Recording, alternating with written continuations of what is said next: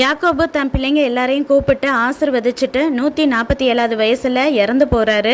அவங்க அப்பா இறந்த பிறகு சகோதரர்களுக்கு திரும்ப பயம் வருது. நம்மளை ஏதாவது யோசேப்பு பண்ணிடுவாரோ, பழிக்கு பழி வாங்கிடுவாரோ அப்படின்னு சொல்லிட்டு. இதை கேள்விப்பட்ட யோசேப்பு அழுகிறாரு. தன் சகோதரர்களை கூப்பிட்டு சொல்றாரு, பயப்படாதீங்க, நான் என்ன தேவனா உங்களை பழிக்கு வாங்குறது? அவரால் மட்டும்தான் அதெல்லாம் முடியும். நான் அந்த மாதிரி செய்யவே மாட்டேன். நீங்க எனக்கு தீமை தான் செஞ்சீங்க, ஆனா தேவன் அதையே எனக்கு நன்மையா முடிய பண்ணினாரு. அதனால தான் இந்த பஞ்ச காலத்தில் எத்தனையோ கோடிக்கணக்கான ஜனங்கள் எல்லா தேசத்துல இருந்தும் தானியத்தை வாங்கி நல்லபடியாக சாப்பிட்டு உயிர் பிழைக்கிறதுக்கு இது ஒரு காரணமாக அமைஞ்சது. இப்படிப்பட்ட நன்மை நடக்கணும்னு சொல்லிட்டு தான் தேவன் இதை அனுமதிச்சிருக்கிறாரு.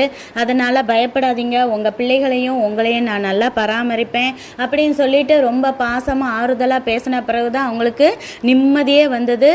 இப்படி இஸ்ரேல் மக்கள் அப்புறம் பழுகி பெருக ஆரம்பித்தாங்க.